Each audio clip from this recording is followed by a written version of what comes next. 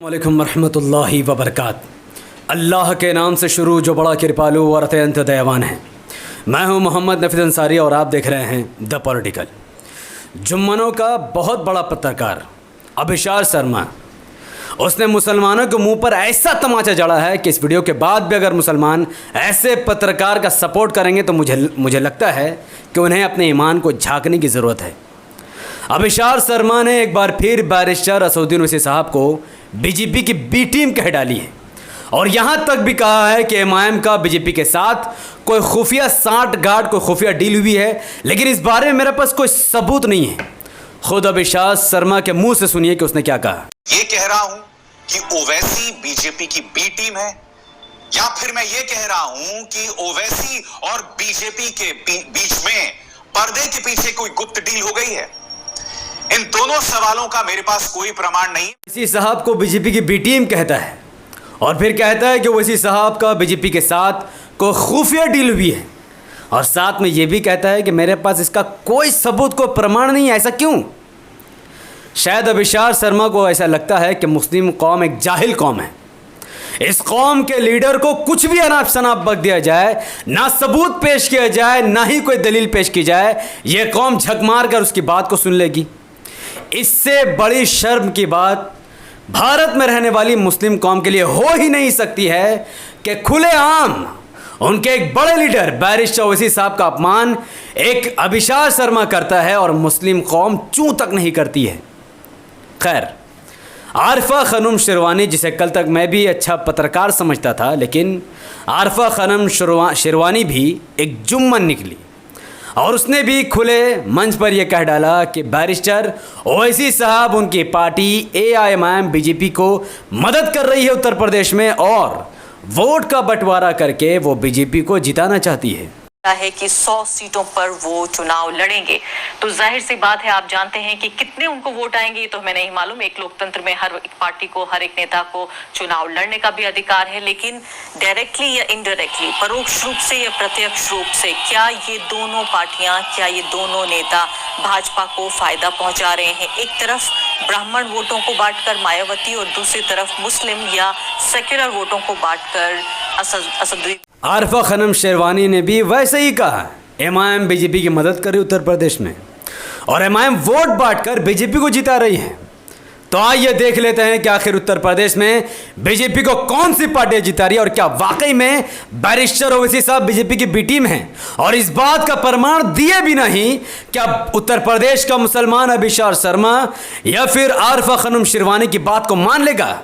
और मैं इस वीडियो के अंत तक इस बात को सिद्ध कर दूंगा कि बैरिस्टर ओवैसी साहब मुसलमानों का मसीहा है और बाकी अन्य पार्टी जिनकी दलाली कर रही है, आरिफा खनम शेरवानी और अभिशार शर्मा, वही असल में बीजेपी को सत्ता दिला रही है। और आज से नहीं बल्कि पिछले 2017 के इलेक्शन में भी मुस्लिम बहुल इलाकों में जहां पर मुस्लिम उम्मीदवार को जीतना चाहिए था, लेकिन वहां पर आज बीजेपी का हिंदू उम्मीदवार जीता हुआ है। और इसके पीछे कोई और नहीं बल्कि ऐसे दलाल पत्रकार हैं और वो एसपी बीएसपी कांग्रेस जो मुसलमानों को मूर्ख बना रही है। असल वीडियो तो अब स्टार्ट हुआ है और इस वीडियो के बाद अगर कोई ओवैसी साहब को बीजेपी का बी टीम कहेगा तो मैं उसे पक्का मुनाफिक, जाहिल और एक नंबर का गिरा हुआ मुसलमान कहूंगा, जो बिना सबूत के बुनियाद पर बीजेपी से डर कर एमआईएम का विरोध करता है और एसपी बीएसपी कांग्रेस में अपना वोट बांटकर खुद बीजेपी का फायदा पहुंचाता है। उत्तर प्रदेश विधानसभा इलेक्शन 2017, 402 विधानसभा के सीटों में से 300 से भी ज्यादा विधानसभा के सीटों पर बीजेपी की जीत हुई थी और उस जीत में एमआईएम का कोई हाथ नहीं था। एसपी बीएसपी कांग्रेस जैसी पार्टियों ने मुसलमानों का वोट लिया, वहीं दलित, यादव, हिंदू कम्युनिटी ने बीजेपी का साथ देकर उनको सत्ता दिलाई। सवाल यह पैदा होता है कि जो मुस्लिम बहुल सीट है वहां पर बीजेपी का कैंडिडेट आखिर कैसे जीता, जहां पर मुस्लिम कैंडिडेट का जीत 100% पॉसिबल है। बात करते हैं मेरठ की। उत्तर प्रदेश का यह असेंबली सीट मेरठ, जो कि मुस्लिम बहुल आबादी रखने वाला सीट है, लेकिन यहां पर बीजेपी कैंडिडेट जीता है। और अब आपको पता चलेगा कि बीजेपी की बी टीम, बीजेपी का एजेंट और बीजेपी का दलाल कौन सी पार्टी है। यहां पर बीजेपी ने अपने उम्मीदवार डॉक्टर सोमेंद्र तोमर को उतारा, जिसको 1,13,225 वोट मिले थे। वहीं बहुजन समाज पार्टी ने अपना मुस्लिम उम्मीदवार वहां पर उतारा जिसका नाम है हाजी मोहम्मद याकूब, जिसको मुसलमानों ने 77,830 वोट दिए। और वहीं पर कांग्रेस ने एक और मुस्लिम उम्मीदवार उतार दिया, मोहम्मद आजाद सैफी, जिसको मुसलमानों ने 69,117 वोट दिए हैं। यहां पर 1,47,000 मेरठ में रहने वाले मुसलमानों का वोट बहुजन समाज पार्टी के मुस्लिम नेता और कांग्रेस के मुस्लिम नेता में बढ़ गया और हिंदुओं ने एक मत होकर 1,13,000 वोट बीजेपी को दे दिया। सवाल यह खड़े होता है कि अगर बीएसपी और कांग्रेस वाकई में बीजेपी को हराना चाहती थी तो मेरठ में 2 मुस्लिम उम्मीदवार को क्यों खड़े किए? 1,37,000 मुस्लिम वोटों का बंटवारा बीएसपी और कांग्रेस में किसने किया? कैसे बीएसपी और कांग्रेस ने मिलकर 1,37,000 मुसलमानों को वोट को बांटा और बीजेपी को सीधे सीधे फायदा पहुंचाया? और इस मेरठ के मुस्लिम बहुसंख्यक असेंबली सीट से बीजेपी का एक हिंदू नेता जीत जाता है और मुस्लिम हाथ में हाथ धरे बैठे रह जाते हैं। वही दूसरी सीट की बात करते हैं, मुजफ्फरनगर, जो कि पूरा का पूरा मुस्लिम बहुसंख्यक असेंबली सीट है। यहां पर भी वैसा ही कांड हुआ। बीजेपी ने अपने उम्मीदवार उतारे जिसको 97,838 वोट मिले। वहीं समाजवादी पार्टी ने अपने उम्मीदवार उतारे जिसको 87,134 वोट मिले। वही बहुजन समाज पार्टी ने भी अपने उम्मीदवार उतार दिए जिसको 21,038 वोट मिले हैं। अगर एसपी और बीएसपी के वोट को एक साथ मिला लिया जाए तो 1,10,000 मुसलमानों ने अपना वोट एसपी और बीएसपी में विभाजन कर दिया, बांट दिया, जिसकी वजह से बीजेपी महज 97,000 वोटों के साथ जीत गई। सिर्फ और सिर्फ 97,000 वोट के साथ बीजेपी जीत गई।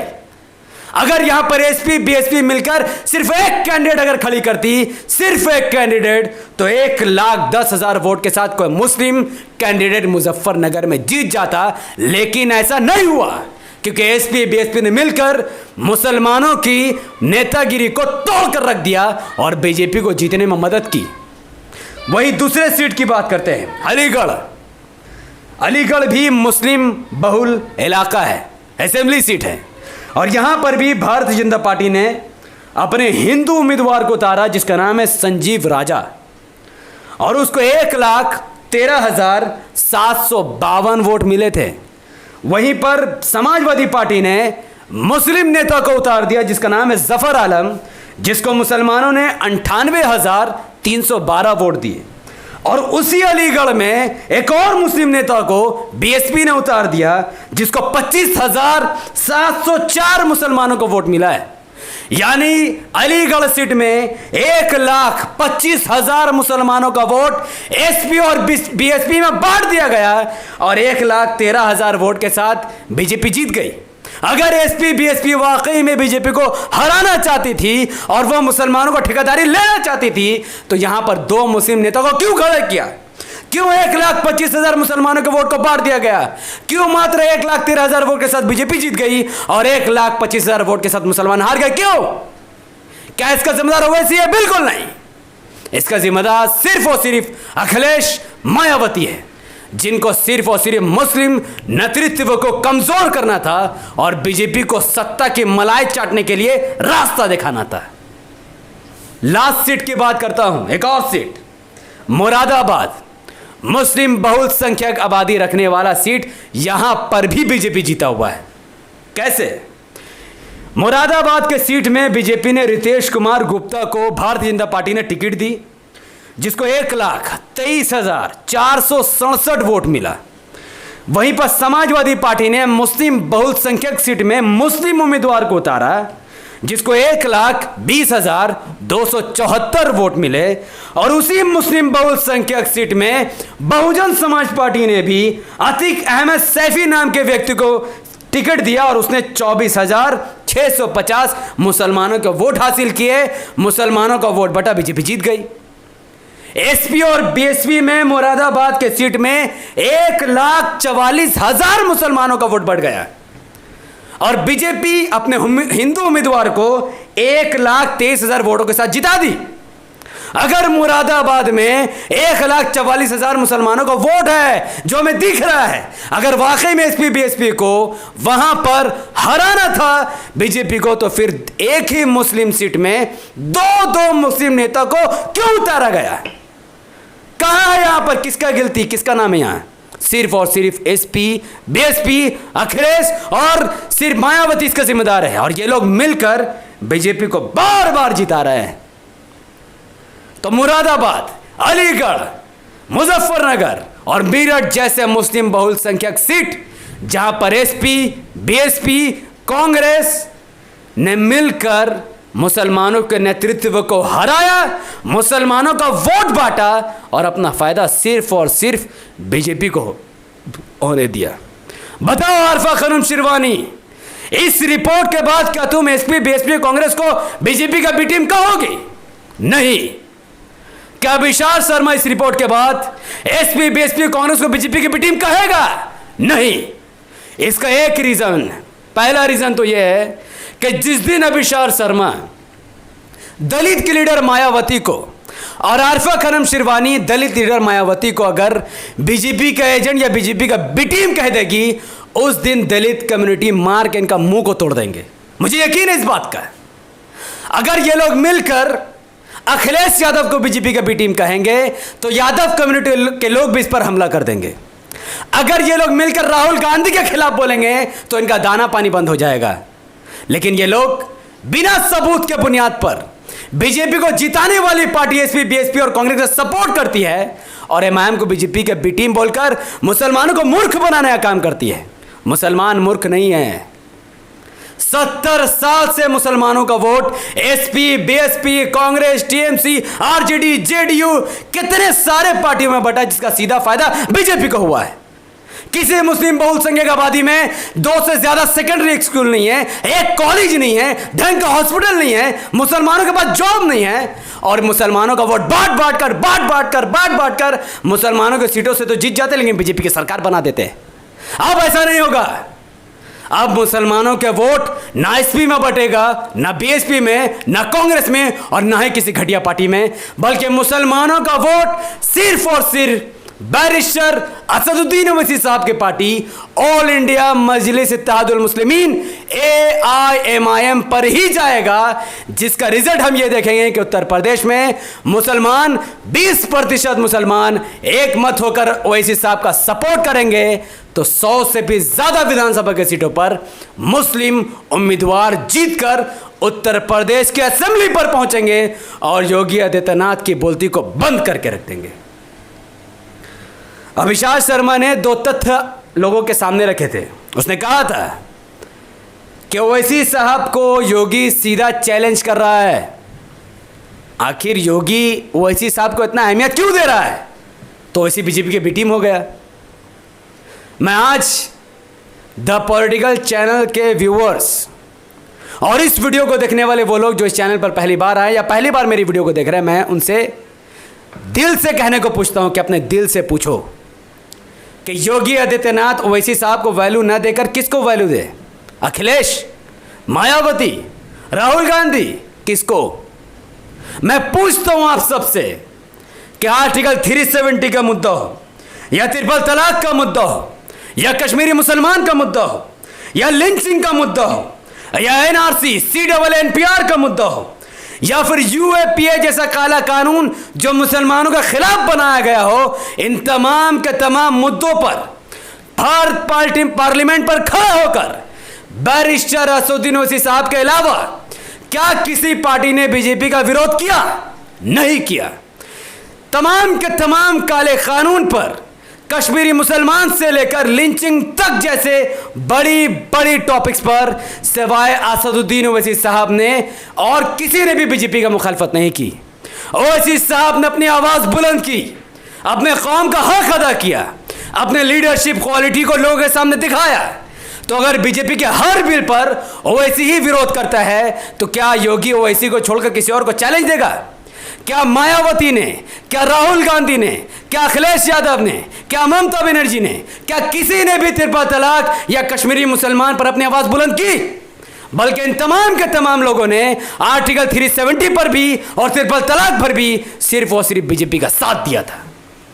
तो योगी तो जानता है इस बात को कि बीजेपी के खिलाफ अगर कोई पार्टी भारत में तो वो एमआईएम है, बल्कि बाकी तमाम पार्टी एसपी, बीएसपी, कांग्रेस सब के सब बीजेपी के साथ खड़ी है, उनके आइडियोलॉजी के साथ खड़ी है।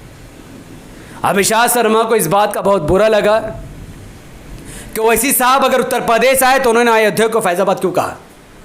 इससे वो ये प्रमाण निकालता है कि वैसे बीजेपी की बी टीम है। मुसलमान मूर्ख नहीं है। ओवैसी साहब अगर अयोध्या को फैजाबाद कहते हैं तो ये उनके अंदर गट्स है। योगी आदित्यनाथ के गढ़ में घुसकर वो एमआईएम का परचम बुलंद करते हैं तो ये उनके अंदर का गट्स है। बीजेपी की सरकार के अंदर घुसकर वो बीजेपी के ध्वज उड़ा देते हैं, ये ओवैसी साहब के अंदर गट्स है। ओवैसी साहब स्कूल, कॉलेज, हॉस्पिटल की बात करते हैं, वहां पर जहां पर बीजेपी की सरकार बनी हुई है उसको उखाड़ने की बात करते हैं, ये ओवैसी साहब का गट्स है। अगर अयोध्या को फैजाबाद कहने की हिम्मत अखिलेश यादव के अंदर नहीं है तो इसमें ओवैसी साहब की कोई गलती नहीं है। अगर अयोध्या को फैजाबाद कहने की हिम्मत मायावती के अंदर नहीं है तो इसमें ओवैसी साहब की कोई गट्स नहीं है, कोई गलती नहीं है। अगर अयोध्या को फैजाबाद कहने का गट्स, हिम्मत राहुल गांधी के अंदर नहीं है तो इसमें ओवैसी साहब की कोई गलती नहीं है। और मैं फख्र से कहता हूं कि मैं उस बैरिस्टर ओवैसी साहब के साथ खड़ा हूं जो पूरी तरीके से हिम्मत से भरा हुआ है, जज्बात से भरा हुआ है, इल्म और ईमानदारी से भरा हुआ है। और भारत का हर पढ़ा लिखा मुसलमान जो समझता है कि भारत के अंदर क्या चल रहा है, कौन सी पार्टियां मुसलमानों को मूर्ख बना रही है, वो लोग एसपी, बीएसपी और कांग्रेस को लात मारकर बैरिस्टर ओवैसी साहब का साथ जरूर देंगे। खैर, मुझे पता है कि मेरे तरह चिल्लाने के बावजूद भी, सबूत पेश करने के बावजूद भी, तमाम आंकड़ा आपके सामने रखने के बावजूद भी कोई ठीक नहीं कि आप लोग जुम्मन बनकर फिर एसपी, बीएसपी और कांग्रेस में अपना वोट बांट देंगे और फिर मुसलमानों की लिंचिंग होगी, फिर एक बिल पास होगा और फिर हम बर्बाद हो जाएंगे।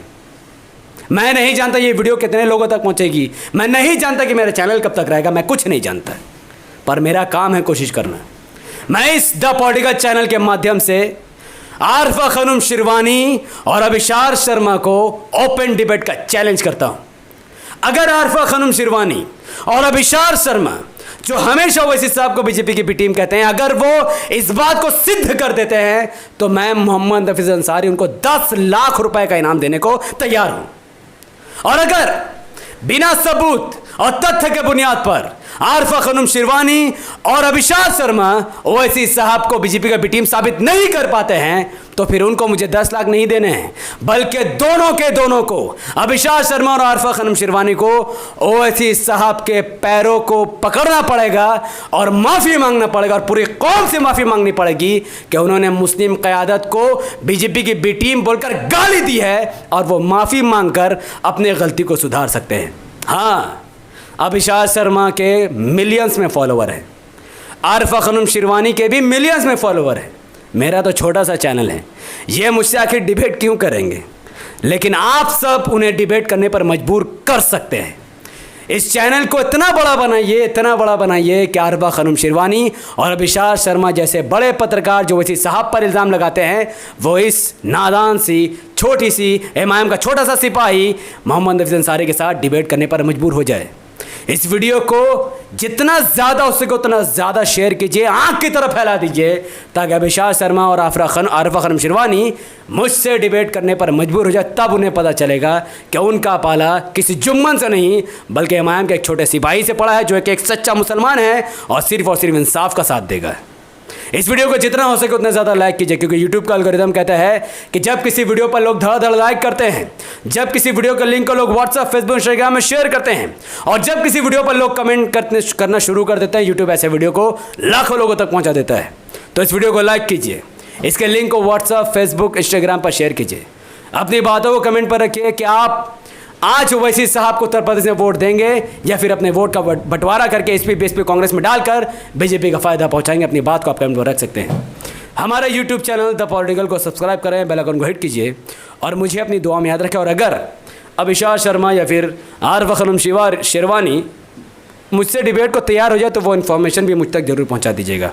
वो जब कहेगा, जहाँ कहेगा, जिस जगह भी ये लोग कहेगा, मैं उनसे डिबेट करने को तैयार हो जाऊँगा। बहुत बहुत शुक्रिया।